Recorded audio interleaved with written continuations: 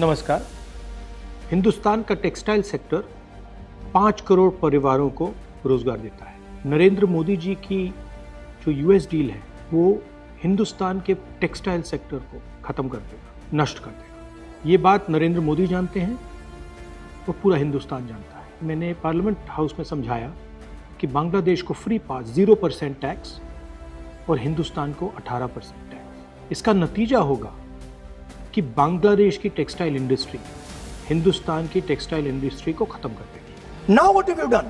You have, the United States has reduced Bangladesh's tariff to zero. And our tariff is 18%. What do you expect our textile people to do? Their competitor is Bangladesh.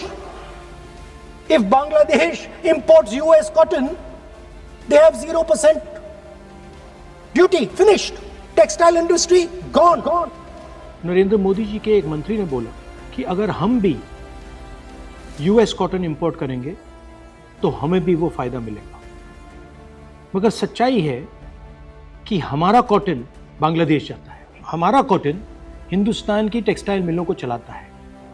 तो अगर हमने बांग्लादेश का रास्ता चुना तो हमारे पूरे के पूरे कपास के किसान और कॉटन की इंडस्ट्री खत्म हो जाएगी, और अगर हमने नहीं चुना तो हमारी टेक्सटाइल की इंडस्ट्री खत्म हो जाएगी। ये सच्चाई है।